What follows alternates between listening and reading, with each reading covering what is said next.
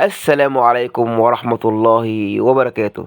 لو ذكرت أرض الخير، أرض الحضارة اللي خيرها ظل وسيظل على أمد الآمدين، لازم تذكر أرض المملكة العربية السعودية.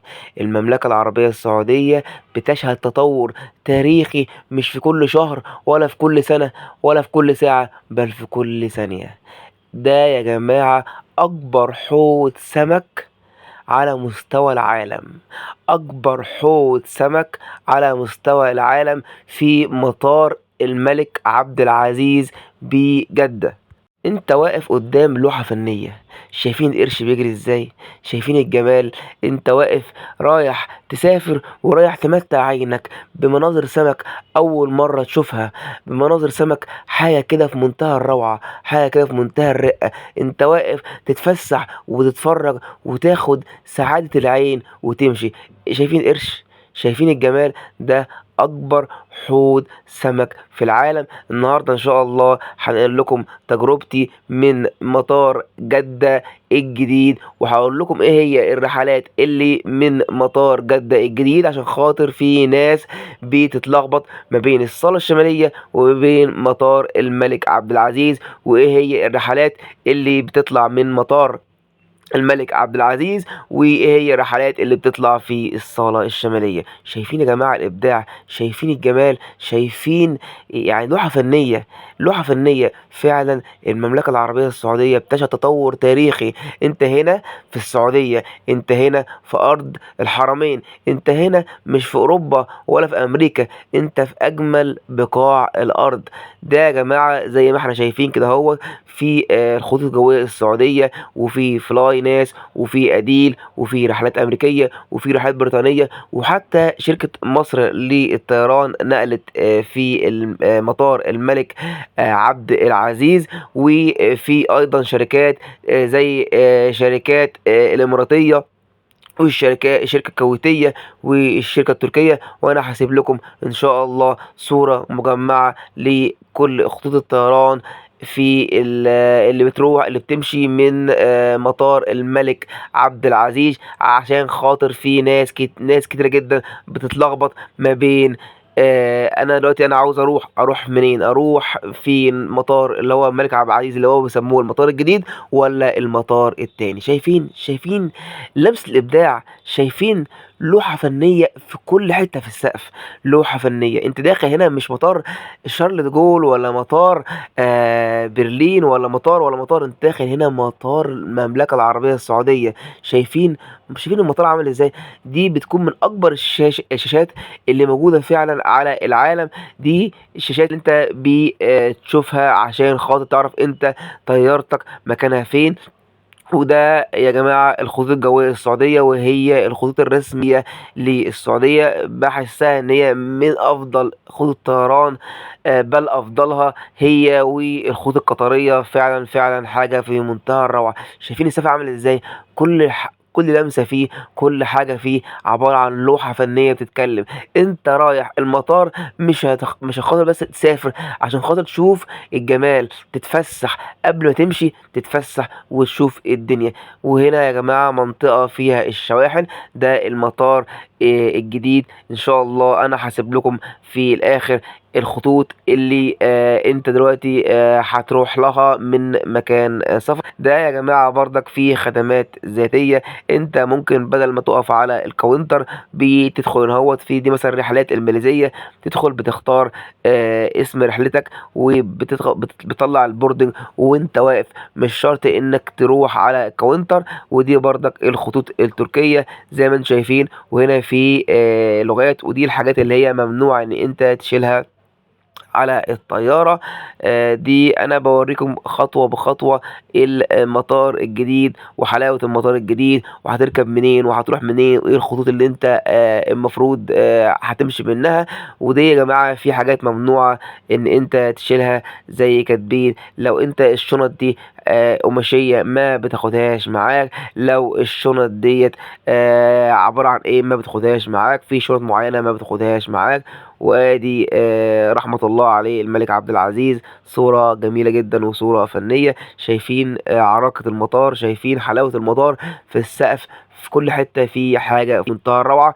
طبعا الناس اللي بتسأل في صيدلية في المطار الجديد، اقول لك في صيدلية النهدي حاليا بتكون متواجدة، وهي صيدلية. بعد كده اتجهنا الى محطة اللي هي عبارة عن قطر كدهوت بياخدك صغير، بياخدك للمكان اللي هتركب منه. وادي زي ما انتم شايفين اهوت، ادي خط القطر اهوت، حاجة كده يعني في منتهى الروعة، في منتهى الجمال.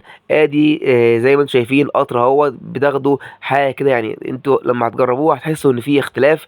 انت رايح رحلة، رايح تتمتع، رايح تفسح، مش رايح بس تسافر.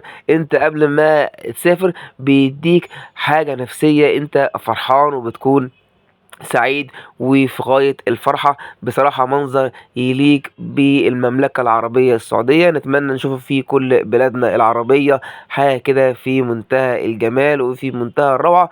والقطر بالظبط بياخد يعني ممكن اقول لك يعني دقيقة او يعني دقيقة وعشرين ثانية بالظبط كده ان شاء الله، وبتوصل للمكان اللي انت خلاص قطعت البوردنج. بعد ما قطعت البوردنج بتمشي في القطر ده عشان خاطر انت تدخل على الجوازات. وزي ما انتم شايفين اهوت، ادي القطر اهوت من جوه عامل ازاي، القطر اهوت من جوه. ويعني دوت طبعا يعني الناس هنا بتنزل وعشان خاطر تختم الجوازات. حاجه كده في منتهى الروعه وفي منتهى الرقي.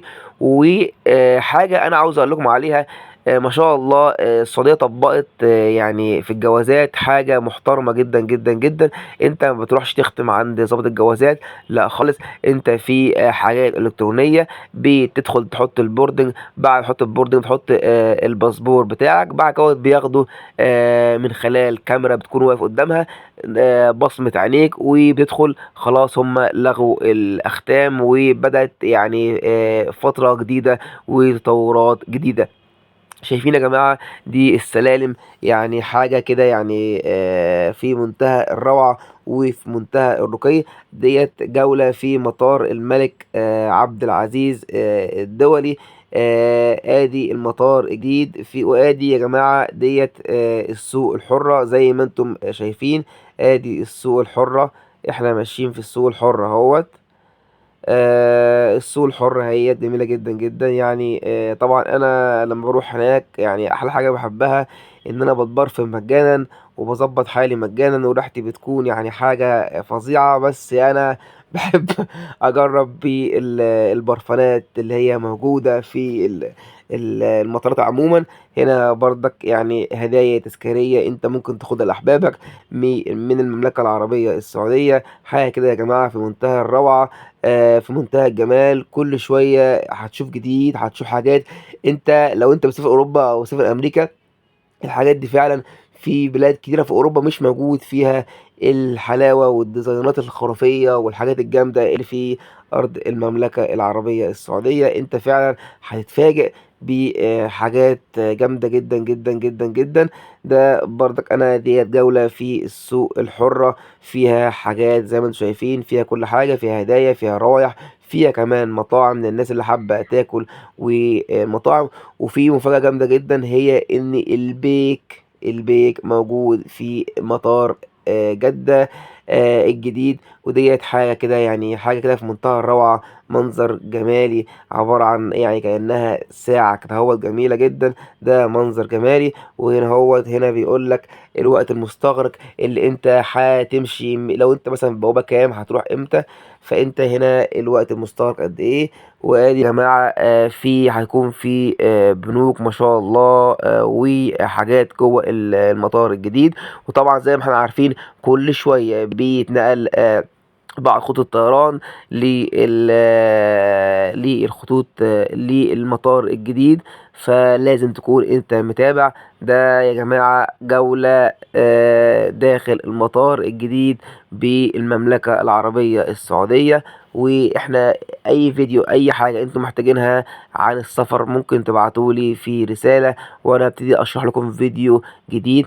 احنا عدنا ان شاء الله، وباذن الله في فيديوهات جامده جدا جدا هننزلها عن قناتنا، عن السفر وعن السياحه وعن كيفيه تقديم لجميع الدول اللي انتم حابين حابينها ان شاء الله رب العالمين. زي ما انتم شايفين كده اهوت، ادي المطار الجديد. شايفين فيه، هتلاقي فيه مطاعم، وهتلاقي فيه كافيهات، وتقريبا بنفس اسعار بره. وادي المطار زي ما احنا شايفين، حاجه كده في منتهى الري، في منتهى الروعه. احنا حاليا متين للمكان الطياره دوت مكان للشاحن. لو انت عاوز تشحن موبايلك، حاجة كده جميلة جدا جدا جدا. انت عاوز تشحن موبايلك، بتشحن موبايلك من خلال الاماكن المتاحة هنا هوت. انت طبعا بتتوجه من خلال اللوحة، انت عاوز تروح انه حاجة، فانت بتشوف من في البوردنج بتاعك انه بوابة، وبتوجه خلالها. ادي ديت جولة في المطار الجديد، وان شاء الله يعني ربنا يكرمكم جميعا. بعد كده هو ادي مثلا هي في يقول لك مثلا ايه، في مثلا باب 34، باب 34. فانت بتبص فين، هنا فوق ولا هنا تحت ولا هنا فين؟ فانت بتمشي على حسب اللوحة اللي هي محطوطة، وفي كل حتة خدمات استعلام. فانت لو انت تايه، اسأل خدمة الاستعلام. ادي يا جماعة زي ما نشوف مثلا هنا ايه 43. فانت مكتوب كل حاجة في اللوحات، مكتوبة ومبينة انت مكانك فين. تمام. ادي يا جماعة اللوحات اهيت، وانت ماشي، وهنا الناس مستنيين الطيارة. واتمنى ان يكون الفيديو ما طولش عليكم، واتمنى ان يعني ان شاء الله اكون يعني ضيف خفيف على قلوبكم. شايفين يا جماعة، ادي يعني السلالم عاملة ازاي، سلالم كهربائية. يعني حتى هنا في انارة، تحس ان انت في، يعني المنظر خيالي والله. والله يعني انا مهما قلت او مهما حكيت، انا شهادتي مجروحة في السعودية، لان انا بعشق تراب السعودية، بعشق المملكة العربية السعودية.